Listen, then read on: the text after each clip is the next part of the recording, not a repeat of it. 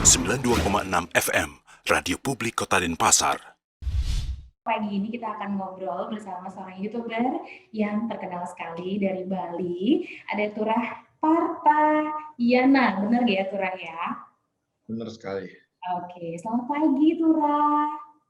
Pagi, aduh bangun pagi-pagi. Baru bangun ini apa udah bangun? Saya bangun jam 12 loh nih. Waduh, pasti Ya. kemarin lembur ya buat ini ya konten ya? Iya, biasanya jadi posisinya sekarang kan di Bali, jadi lebih fokus aja untuk sekarang posisinya jadi content creator gitu. Oke, jadi lebih konsen karena udah selesai kuliah kemarin di Rusia ya? Iya. Benar, nanti kita Benar, akan benar. ngobrol, jadi warga kota kita akan ngobrol soal sekarang kan tanggal 28 Oktober itu Hari Sumpah Pemuda. Nah, kita mengajak ini seorang konten kreator muda dari Bali, udah berprestasi, kemudian juga dengar-dengar kemarin YouTube-nya udah dapet Golden ya? Iya. Wah, selamat ya Golden, Turah. ya. Golden Pelibatan. Ya, terima kasih. Dengar-dengar juga saya juga dapat berita banyak sekali kemarin ya. Wow. Iya, Di itu Tribun News itu. Terkenal sekali saya di sana. iya, itu banyak Main banget Gold yang Button ya. iya. Masalahnya besar sekali. Oke, Banyak banget benar. mantan saya di sana. Iya. Nah, kemarin tuh banyak banget yang nitip pertanyaan soal masalah sebelum dapat Golden-nya itu. Tapi saya tidak mau menanyakan kepada Tuhan di sini. Oh Karena gitu. itu kan privacy Boleh. banget tuh yang sampai masuk ke Twitter dan lain-lain di media Loh, sosial. itu bukan privacy dong. Kalau misalnya bisa jelasin aja apa-apa. Oke. Santai aja. Kalau misalnya memang lebih Hari Sumpah Pemuda, yang pastinya jelas gimana sih posisi saya sebagai pemuda Indonesia gitu sih. Benar. Itu kan bukan pemuda lagi. Oke, nanti kita tanya soal itu ya. Sekarang saya mau menanyakan soal, ini kan masa pandemi COVID-19. Ini Turah sudah di Bali, posisinya sudah selesai kuliah. Kira-kira di masa pandemi COVID-19 ini, apakah Turah masih tentunya melanjutkan konten kreatornya sebagai konten kreator, masih buat YouTube, atau seperti apa kegiatannya di selama pandemi ini? Kalau sama pandemi sih sekarang posisinya gimana sih cara saya sendiri untuk membantu teman-teman yang lagi nganggur selama pandemi gitu. Jadi di Rusia pun saya juga sempat berpikiran seperti itu. Bukan cuma saya sebagai konten creator yang menghasilkan duit, terus ingin jadi terkenal, tapi saya melihat sekeliling saya, gimana sih cara membantu teman-teman ini untuk, ayo kreatif bareng yuk gitu sama saya. Nah, yang saya lakukan saat ini sih nggak cuma untuk sebagai bikin video di YouTube, misalnya bikin konten, terus apa lagi ya, ya pergi jalan-jalan sana sini gitu. Tapi saya memikirkan apa yang lagi teman-teman senengin, contohnya bikin video sketsa kayak gitu, misalnya film. Nah, jadi posisinya hobi saya sesuai nih sama Anda kayak gitu. Ya udah kita bikin bareng sementara gitu dulu, siapa tahu nanti ke depannya bisa di platform lain kayak GoPlay, iFlix kayak gitu, atau enggak di Netflix gitu. Pembesarnya ya semoga gitu. Jadi yang saya kasih teman-teman, gimana sih visi misi saya selama setelah saya lulus S1 di Rusia kayak gitu sih. Jadi ini kebetulan agak berat banget karena posisinya di Bali itu gimana bilangnya? Mereka itu masih kategori level santuy ya. Tidak seperti di luar Bali yang dimana mereka itu kalau misalnya dipecat tuh mereka khawatir. Kita di sini dipecat, wow, kita di pantai aja yuk gitu. Jadi terlalu gimana ya, kayak santuy gitu loh. Jadi mereka nggak bisa untuk belajar produktif secara maksimal. Nah ini salah satu saya strateginya gimana yang saya pikirin gimana caranya bukan bikin filmnya, tapi dipikirkan itu gimana teman-teman harus semangat setiap hari setidaknya waktu yang masih ada sisa kita bikin karya kayak gitu sih. Oke, yang lagi proyek yang lagi berjalan apa nih Turah? Kemarin kita sempat bikin Wong Pilar itu short film ya hampir masuk film juga. Short film itu bukan durasi 15 menit sampai 1 jam ternyata ya gitu. Kebetulan bikin videonya lumayan panjang. Itu short filmnya bakal tayang di GoPlay tapi masalahnya masih beberapa backsound yang copyright.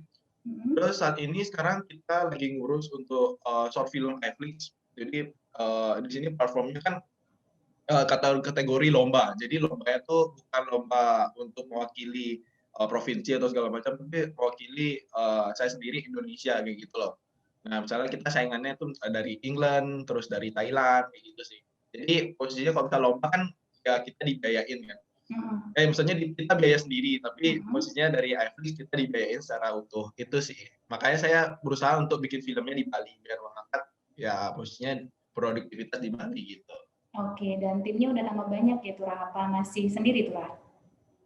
Posisinya kan kita beda-beda PH-nya. Di sini rumah produksinya sudah ada, jadi kita kerja sama-sama rumah produksi di sini untuk membuat filmnya. Jadi kan dari tim profesional. Nah, dari ini yang kita cari sekarang itu aktornya yang kuat dari timnya kayak gitu.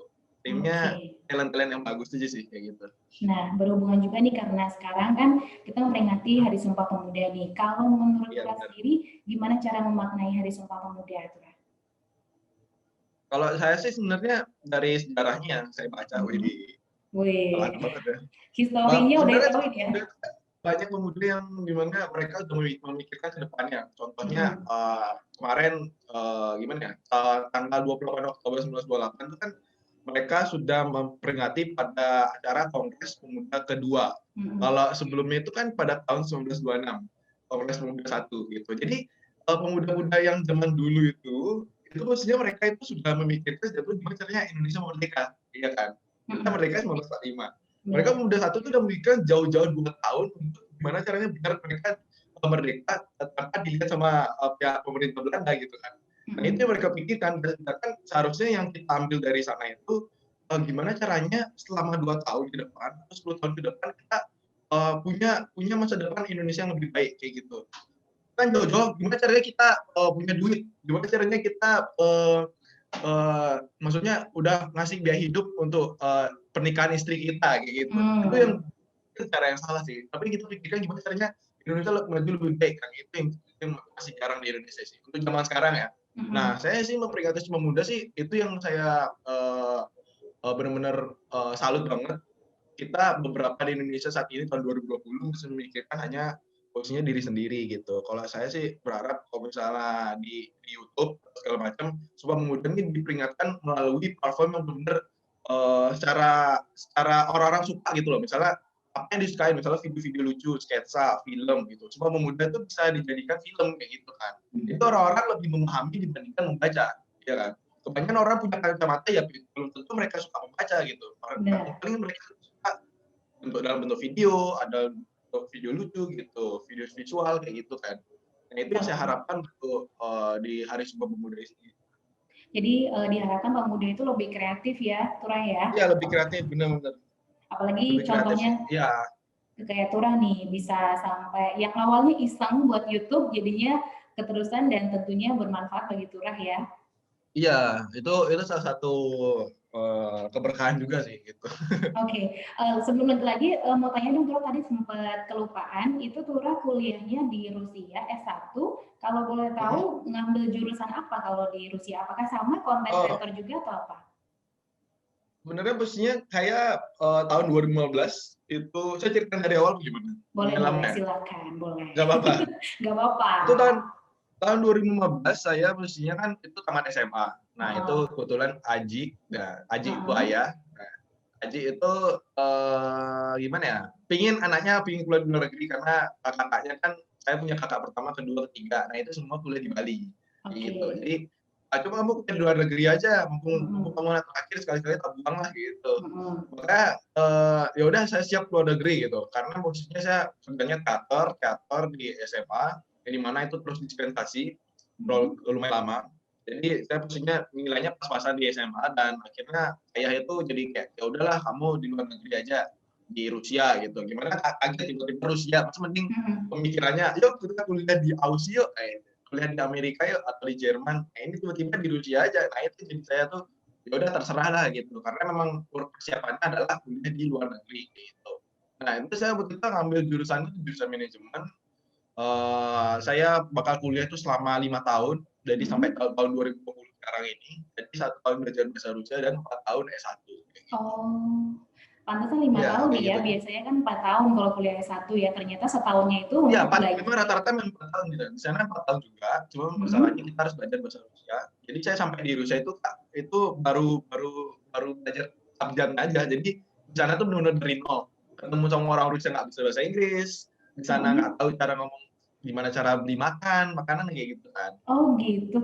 Berarti pas Turah memutuskan untuk kuliah di Rusia, Turah itu belum bisa bahasa Rusia berarti, baru belajar di Rusia. Belum bisa sama sekali. belum bisa sama sekali. Jadi di Bali posisinya saya sempat les di Jimbaran itu hanya 1 bulan. Itu pun pertemuannya 4 kali. Nah, jadi di sana biasanya belajar ajarnya aja gitu, A B C D E F G, tapi kan beda ya. Bilangnya A B B G D Y U Z D gitu. Tadi sempat saya juga nonton yang Turah waktu di YouTube yang ngajarin teman-temannya belajar huruf. Itu lucu sekali. Saya aja belajar nggak bisa itu. Nggak bisa, mereka juga kesulitan gitu. Sebenarnya itu yang jadi kendala sih Kak. Sebenarnya orang-orang itu bisa melakukan tapi nggak ada arahan. Yang itu.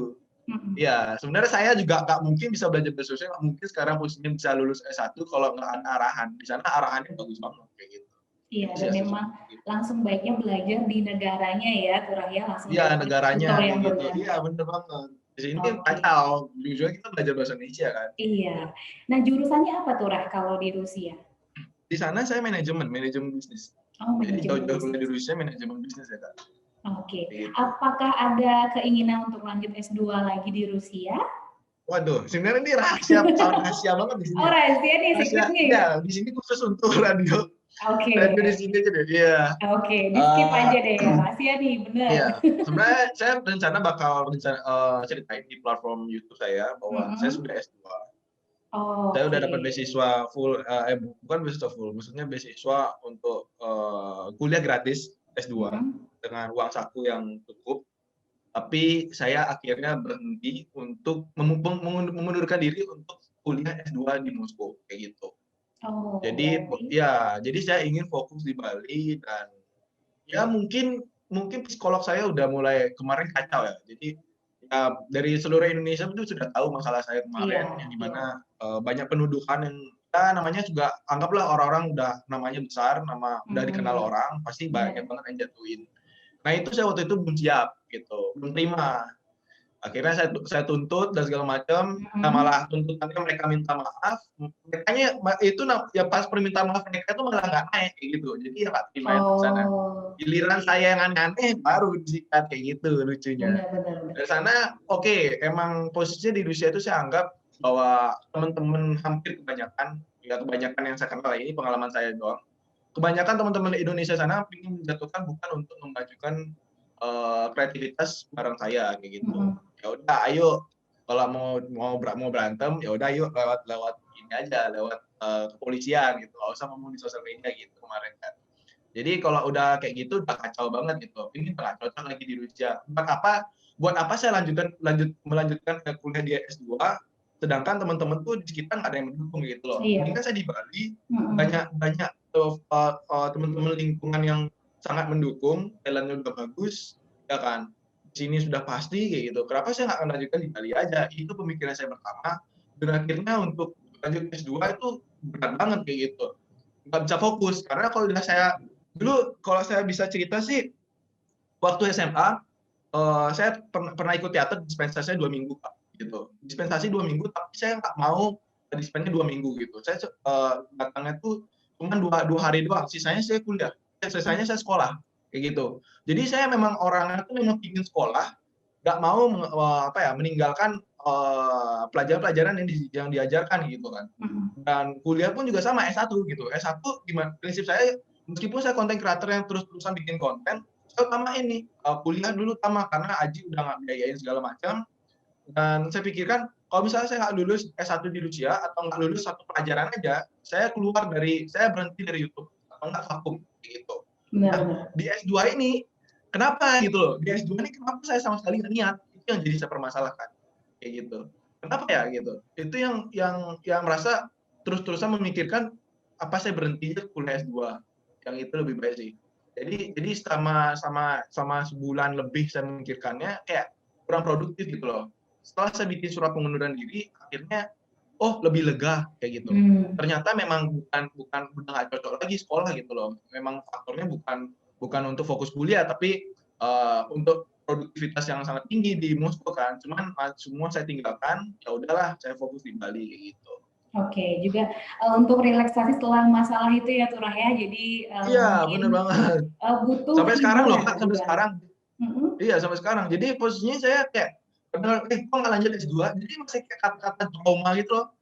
Yang saya permasalahkan tuh bukan masalahnya gitu, masalah yang saya alami, tapi yang trauma sekarang itu gimana caranya ketemu sama teman baru, Kak. Itu yang saya takutkan gitu loh. Itu yang saya bilang sama psikiater, ini loh dok gitu loh. Saya takutnya kayak gini loh dok kayak gitu. Itu sih beratnya saya. Dan semoga Turah bisa bangkit lagi ya untuk Oh iya semangat pastinya. lagi tentunya. Apalagi di Hari Sumpah Pemuda ini. Benar, untuk membuat konten yang positif. Karena kan penontonnya udah banyak sekali, apalagi subscribernya udah banyak banget. Oh, iya, Nah, Turah lanjut lagi ngomongin soal Sumpah Pemuda. Kira-kira menurut Turah sendiri nih, apa yang harus dilakukan terutama untuk generasi muda nih, walaupun kita lagi pandemi, selain tadi berkonten yang kreatif, kalau menurut Turah mungkin apa yang bisa dilakukan oleh generasi muda, Turah? Nah, kalau saya lihat di Sumpah Pemuda sejarahnya sih, khususnya mereka udah di kongres pertama, saya lihat ya, banyak teman-teman yang terlibat ini membuat apa ya, mulai berpidato gitu loh. Jadi mulai memberitahu, ayo kita membuat kongres kedua gitu. Banyak nggak berani karena kemarin Belanda itu memang sudah melirik mereka kan, jadi mereka tuh maksudnya sembunyi-sembunyi kayak gitu. Nah, dari sana banyak orang yang kayak berani nekat. Yang itu yang saya lihat dari pemuda-pemuda zaman dulu gitu. Itu yang saya suka dan kenapa kita tidak mencoba satu hal yang belum pernah dicoba di Indonesia. Dan meskipun dari orang sekitar yang tidak mendukung, kita setidaknya jangan mendengarkan kata orang lain gitu loh. Itu pertama untuk teman-teman sendiri yang ingin memulai sesuatu selama pandemi kayak gitu. Jadi hal-hal yang nggak mungkin bagi mereka, kita lakuin aja sendiri kayak gitu. Saya dulu kemarin posisinya kuliah di Rusia yang dimana saya bikin konten yang ngapain bikin konten di Siberia, karena posisinya Siberia itu Kak, jadi kota kecil yang baru buka itu McD pada tahun 2016. Saya kan di McD di Indonesia kan tahun 2002, 1990 berapa ya. Di sana tahun 2016. Jadi posisinya ini benar-benar desa banget kan. Jadi kota desa kayak gitu. Nah, ini gimana cara bikin konten kayak gini sedangkan ada khas-khas Rusianya gitu. Oh, kita manfaatkan aja yang lain, misalnya saljunya kah atau orang-orang Rusianya kah, bisa kok dimanfaatkan dengan cara yang lain. Tapi banyak teman-teman sekitar tuh yang bilang kayak, oh udahlah, apa sih nggak ada juga, bingung juga, udah biarin fokus kuliah aja kayak gitu. Jadi mereka tuh nggak ada untuk memajukan apa yang ingin dilihatkan tentang pendidikan di Rusia itu yang saya sendiri sih. Gitu. Belum dicoba dulu sudah merasa gagal. Benar-benar. Biasanya biasanya tuh kalau penonton tuh suka sekali, apalagi yang mau kuliah-kuliah keluar tuh pasti mencari referensi via YouTube sekarang, ngelihat kuliah seperti apa, kehidupannya seperti apa, dan lewat Turah juga ternyata banyak orang yang juga terinspirasi untuk ingin kuliah juga di luar negeri. Ternyata nggak hanya enaknya aja ya Turah ya, tapi juga ada hal yang menyedihkan ya kalau bisa kita banyak lihat. Banyak banget menyedihkannya Kak. Mulai jadi masalah saya terakhir ini adalah paling menyedihkan dari hidup saya.